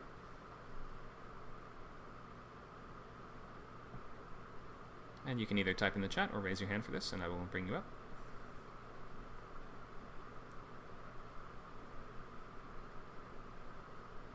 Erner, okay. Hi, you're up on the stage. Hi, sorry, I don't know how to raise hand. Still, There's yeah, still a trying hand to figure out. That's Okay. No I problem. will try to find that. Okay, well, since nobody else jumped in, so I would like to jump into the opportunity. Is it okay if I try to nitpick my story based like on your this? Structure? No, just go ahead. just to figure out if the normal word. So do I have everything in this questionnaire? Well, you can ask a couple questions if you want. Just because we only have half an hour left in the class, we can't go Okay. We can't go way too into Okay. detail, but we can. If you can do it like 5 minutes or less, then I can answer questions or help you out. So I think I have the normal word. So both characters have their own word. What's missing is their love. From their love, but I mean, for the man, he wants to be in love, and the woman wants to be loved. So it's slightly different, but about the same. Mm-hmm. So that's what they. No. So what they want is to be left alone, and what they need is to be in love or be loved. Mm-hmm. And yeah, they are in stasis because they do not want to get out of their comfort zone. That like shell, I think. Mm-hmm. And I get the meet cute. The kids at the bottom of the dating app, forcing the main character out of stasis because they just kind of have to at least. So the man feels that even if he says that I'm not interested in this, it was not my idea, he still wants to be polite. Doesn't want to be rude. So even if he rejects the conversation, he goes back and apologizes because he doesn't want to seem like rude, and that kind of cheers him up, and they can move forward with he start to work. So there's a catalyst that the conversation just triggers him to move towards a normal life out of depression. So the catalyst And, is your two love interests meet. They meet on a social app. So Right. the idea That's behind the that catalyst, they though, don't right? actually. Yes. Okay. Exactly. And so, and trying the locks. So is this a hero really ready for this journey? I would say no. None of them are. So they are forced together because the woman has like no one else to talk to. So that's her only chance to talk to someone about her feelings. Let's put it this way. And for the man is because he feels that he finds his way back, and his boss says it, who is like a professional approach, and the shrink says it as well, because who has an emotional approach. Like he sees that this is part of a bigger healing process. And also the kids see that because they hear their dad's laugh for the first time when he's chatting with a woman. So they know that something is going on. So he has pushes from outside the world that he's supposed to do whatever makes him happier. So that would be my trying the locks thing, if I'm correct in that. I think, but do they go on the date in this sequence? No, they never. It's gonna happen later. They kind of meet, Later. but I try to I try to create an anonymous relationship through the app, so they do not know who they are. They never meet. Even if they kind of meet, it's in a moment of emotional distress when one of them feeling really low. So they find out that they live nearby, very close to each other, and when by accident, because they just talk about stuff and did you like hear the smell or whatever, so they find that out. And when somebody feeling really low, so the dad is first coming off from antidepressants after half a year, so that's like a huge challenge for him mentally, and he just sinks back a little bit into depression, and they kind of grown each other by then. So the woman sets up a date, which is more like so they don't meet, but they are in the same place, like in an art installation, let's put it this way, with a glass in the middle. So they can see each other like this milky glass. They even can touch the two sides of the glass, right? So they can confront each other with their physical presence, but they cannot see each other. So they keep that anonymity, sorry. That's fine. So they still don't meet, and then they separate again. So they only meet in that sense physically when they feel really down and the other wants to support the other one, if that makes sense. Okay, so wait, what's the question right now? Are you asking, is that just working for a lock sequence? Go ahead. No, so but you asked that do they meet or not? Oh, and right. I said that no. So they never actually meet until the end of the story. So that's the climax, when they actually physically meet each other. The climax is when they physically meet in a rom-com? Well, it's all about. So the idea behind is that can a relationship be built between two people who only based on intellect and emotional connection, not physical connection. So they don't meet, they don't see each other. Even if they see each other later on from a distance, it's about one of those kind of supporting dates, right? So they, for example, sit on two sides of a lake, and one of them just organizes this date to kind of improve the spirits of the other person, and they just hide a picnic basket with binoculars, so they can sit on two sides of a lake, and from the distance they can see each other. They can even wave each other, but they are still too small, so they won't be able to see each other, but they can talk to each other by then over the phone.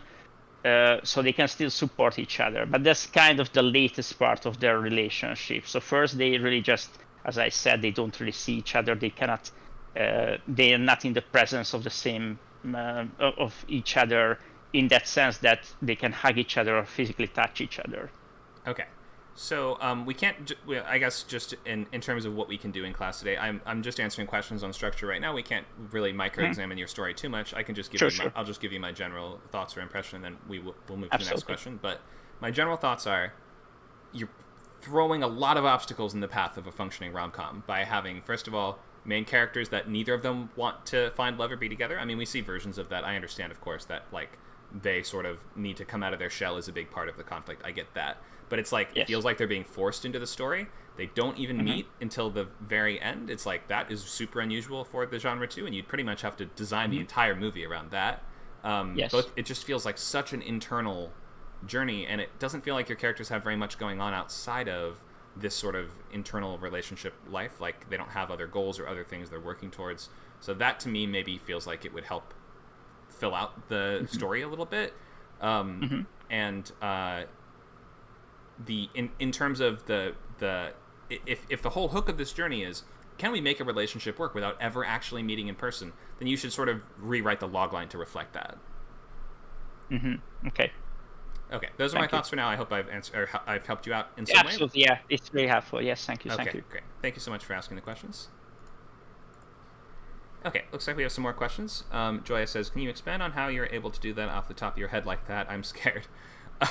You mean, just like riffing a movie? Well, I'll give you a hint. Don't care if it's bad.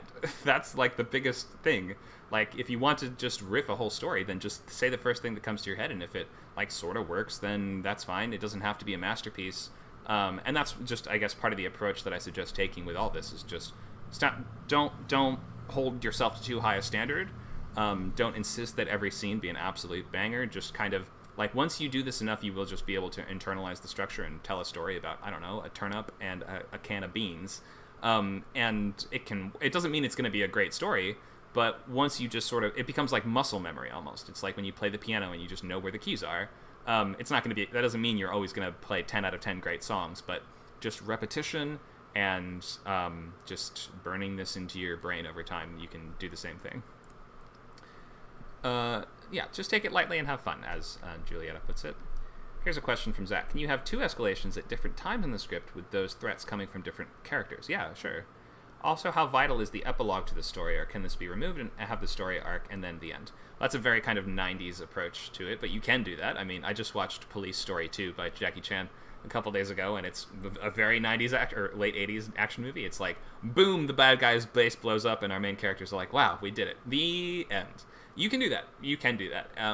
It will give it a certain kind of vibe. Like, it's unusual to do that nowadays, but there are ways to pull it off. 90s thrillers and action movies did this all the time. So if it's a great ending and it really feels like it's concluded and there is no more story to tell, and we feel like we have a peek at the road ahead, we understand how the character and the world has changed, and maybe it's sort of fun to imagine how it will continue to change without us needing to spell it out anymore, it can still work. Okay, any other questions? I'll bring up the second sort of structure slide here. And I think, just given the amount of time we have left, I'm going to ask people to post updated loglines if they have them. I'm going to give that sort of updated feedback just to make sure you are on the right track for next week. And then I'll see if I have slides left to do to kind of go more into detail on any of these structural moments, or I can take more questions on what each of these moments is supposed to do. Okay, we have an update from Julietta. I'm just going to read it and give feedback without bringing you up for now, just in the interest of time, but if I have more questions, I might invite you to the stage. Okie doke. When a wealthy sociopath commits a random murder, she must readjust back into her already fed-up family and create a strong alibi from getting exposed against the clues, a jealous rival, and her own schizophrenia that are onto her. Well, her own schizophrenia is not really onto her. That just seems like a problem that's compounding the issue. I think that you can sort of combine almost all of this middle section into just a few words. So, a wealthy sociopath commits a random murder. She must, you're saying readjust into her already fed up family. Fed up with what? Her murdering people, or fed up with something else? It feels like the sort of level of importance there is sort of mismatched. And create a strong alibi from getting exposed against the clues. Okay, so she must avoid detection, is essentially what you're saying. She must. The jealous rival is a good idea. That could for sure work. If maybe you're saying somebody suspects that something's off about her, she must kind of find a way to outwit and defeat this person who's threatening to expose her or who's chasing her down. That could definitely be a good element of the story. Readjust back into her family. I'm thinking that is just kind of subtext of the story that doesn't really quite feel like it fits into the logline. Let me move some stuff around a little bit. She must,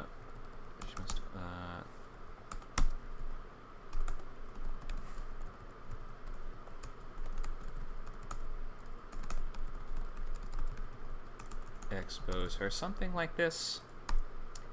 And then maybe you can do a little more to say who this jealous rival is. Maybe you can spell out who that person is a little more in terms of like, is this a member of her family, or maybe it's sort of like a mystery as to who it is. Kind of like, what is it, Pretty Little Liars, where it's like somebody knows your secret, or I Know What You Did Last Summer, where somebody knows your secret and they're threatening to expose you, something like that.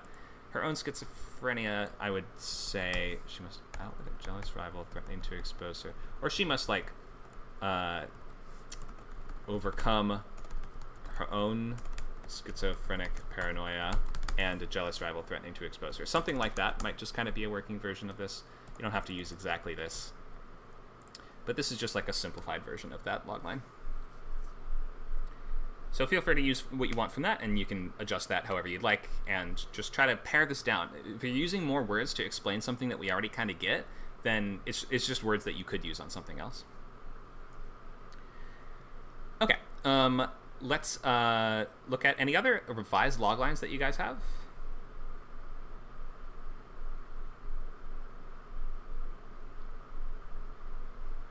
Or any other questions? And if not, then we'll move ahead to more slides.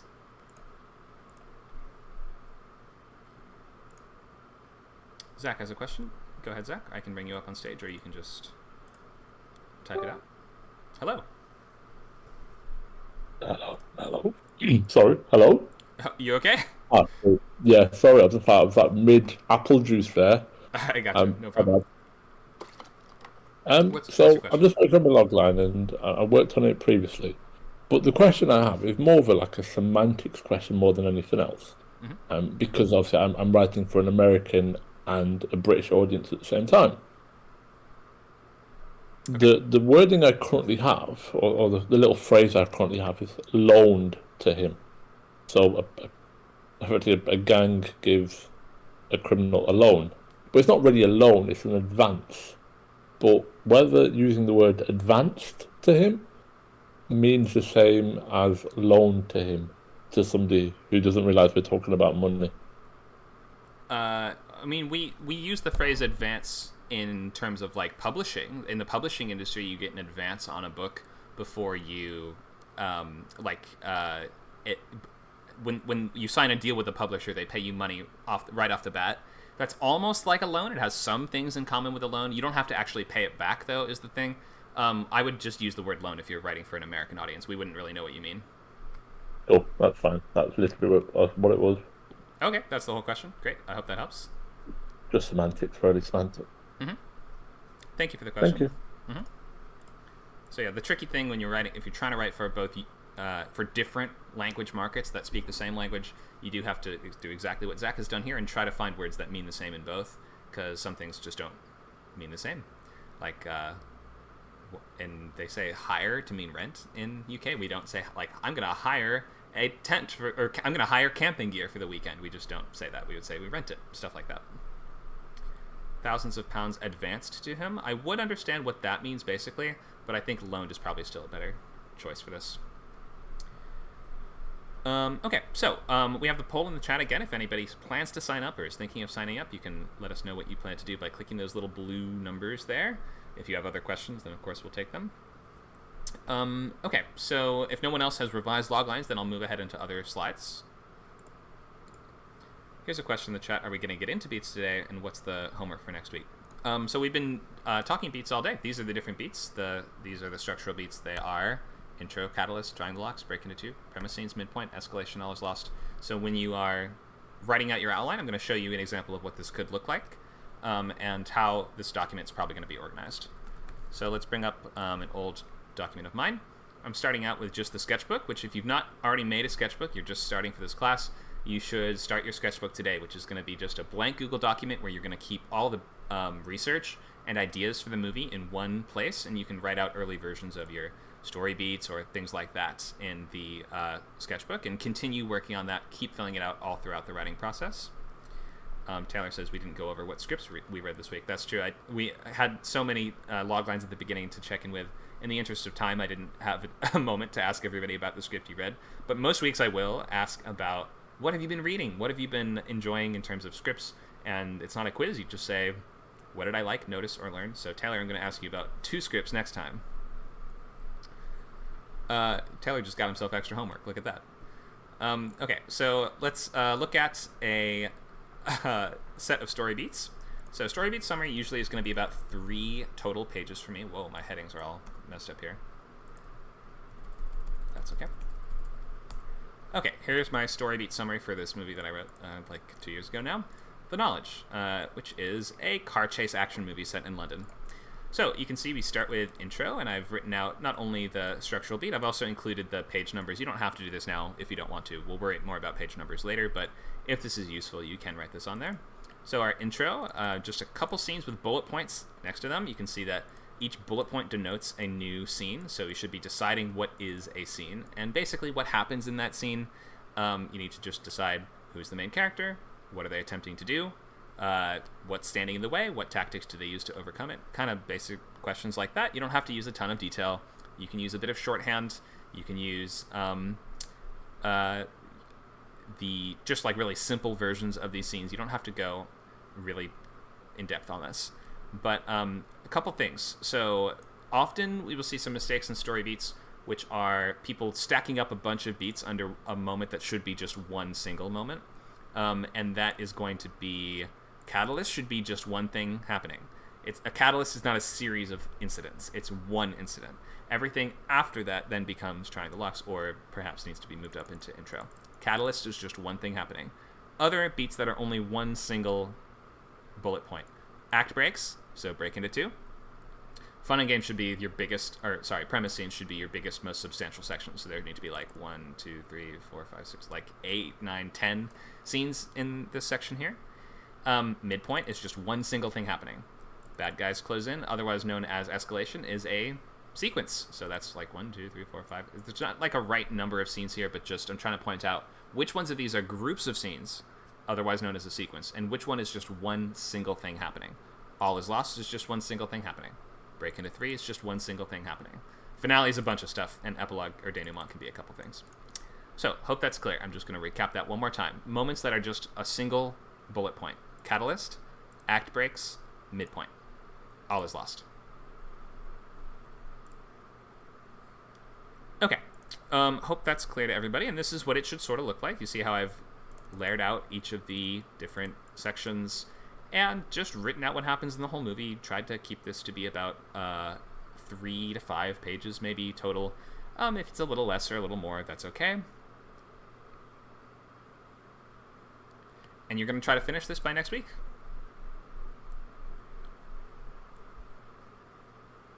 We have a question, am I going to share this for reference? Sure, I'll just share it with the chat right now. And I have written this movie, and a bunch of this has changed, as a movie does, as you're going through it. So don't take this as like, well, you may have questions or see things in here that are like, that doesn't make sense. Well, that's because a lot of it changed. I also had this movie set up at with a major producer for a short time. It no longer is, and nothing is currently set up due to the strike. And after this, you can, if you want to keep scrolling down, you'll find my scene cards, which go from about page 8 to 21. So that's about 20 pages, or 15 to 20 pages of scene cards for me. There's also just random other notes on here that I can take off. There we go. Okay. So hopefully that's a useful document for you guys to look through and get a sense of just the ways that I outline. We have another question from Zach in the chat. Last question. I've introduced character A, but she'll be using her stripper name with some characters. Would I use both in the character name before dialogue when she's talking to those characters? So with aliases or code names or things like that, there's not really a hard and fast rule on how to do this. you might, if she primarily goes by one name, you would usually call the character that. But in some cases, maybe you introduce your character one way, and then they spend most of the script in a disguise, a costume, an alias, or something like that they don't really identify with. If they think of themselves still as Cindy instead of as, Agent X or whatever their spy name is, then we might continue to call them Cindy, even though from then on people are going to call them something else. So you have to kind of weigh a couple different factors here. How does your character see themselves, and what are they mostly called are going to be the major questions. And if both of those are the same thing, then definitely call them that. But if only one of those is the same, you have to ask which one's more important. Like, which one will be less confusing for the audience to read. And usually it's going to be what they're mostly called. You typically want what they're mostly referred to as to be their name. Hope that was a good answer. I realize I was sort of like, it could be either, but that kind of is the answer. Okay, so we'll reopen the floor to questions about story beats. I can go, and we have only 10 minutes left, so I can go into more detail on one of these specific sections if you guys want me to, or we can talk a little about theme and argument, or I can go into common structure issues. Looks like we have a few folks typing in the chat, and maybe folks have questions they want to type out or raise their hand and ask. So I'll take those first, and then I can go more into a specific part. All right, we have some questions. Can we talk more about act breaks? Can we do theme and common structure issues? Okay, so 3 different things there. I'll start with act breaks, so we can talk about those for a minute first, and then I'll see what else I have time for. Thank you for everyone asking questions and participating in them. Okay, let's go back to our structure board, and let's look more at act breaks. All right, so our Act 1 is sort of the intro. Our Act 2 is the confrontation, which is we sometimes conceive of as a kind of upside-down world where the main character has had to cross over some kind of threshold, step through a doorway into a world that is unfamiliar and difficult for them. They're going to be having to struggle to succeed, and it's going to be a struggle that's going to be increasingly difficult over the course of the script. So the first major threshold is that break into 2. And normally that's going to be a reaction to your catalyst. As a result of the catalyst, your main character now has had some kind of doorway sort of unveiled to them. The catalyst might be, you just got a job offer. And the job seems really amazing, but it also seems kind of dangerous, doesn't it? And in the Trying the Locks, we're going to have your character meet with the recruiter from that job. He's going to explain all the risks and hazards, and now he's going to be like, oh, I don't know. He's going to meet with his family. They're going to be like, are you sure you want to take such a difficult job? And then finally, when he's ready, we're going to have him step onto the plane to be shipped off to, I don't know, Mars to fight aliens. That's the break into 2.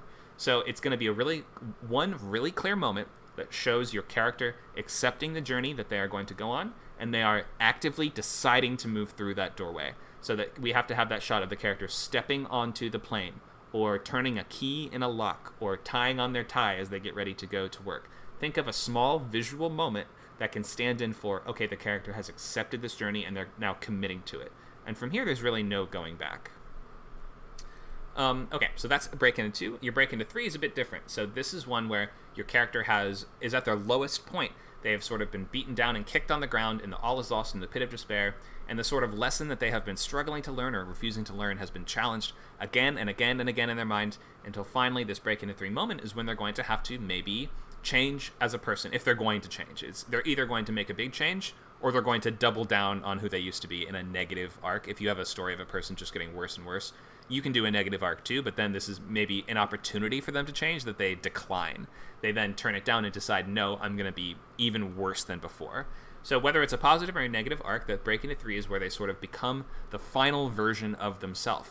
They may realize that, what is it, our dumb Captain Kirk alien daughter story. This is where he goes, you know what? I know I'm going to lose the approval of Starfleet, and I'm going to lose the respect of my crew, but I don't care, because the daughter that I never had is more important to me now. So I'm going to say, screw you to all of them, and I'm going to accept that loss, and I'm going to struggle and sacrifice right now in order to choose the thing that really matters. And that's what your break into 3 is really going to be about. It's about your character choosing what's really important to them and what really matters, and it sort of clarifies the point of the entire story. It's like they were always heading to this moment, and they were always reckoning with this big choice, and this is the moment where they make it or they don't. All right, I hope that clears that up on break into 2 and break into 3. These are really important moments, and we need to treat them as a sort of springboard in terms of energy and momentum, so that when the break into 2 happens, we are super excited for whatever's about to unfold. Even if we don't know exactly what it is, we should be entering the next sequence like, oh crap, this is gonna be good. And then break into 3 should also have that sense of energy and momentum. It shouldn't be like a stopping point. a sort of burst of trajectory towards your character's final destination.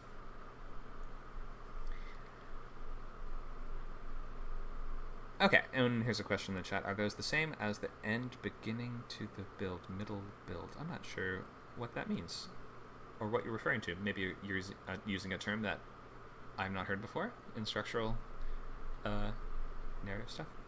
Break intos. Starting hook. I'm still not exactly understanding the question. Maybe you can rephrase it a little bit.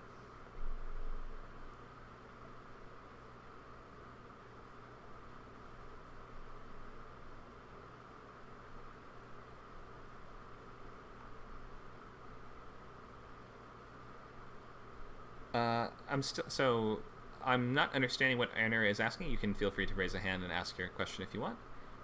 Or I can move on to one of these other points, or one of these other questions here. We have a question from Julietta. Okay, one second. I'll bring you up on stage in just a moment. A question from Julietta. Could one bullet break into two be where the cop is onto American Psycho? Could one bullet point break into two be where the cop is onto American Psycho? Oh, you mean onto Patrick Bateman?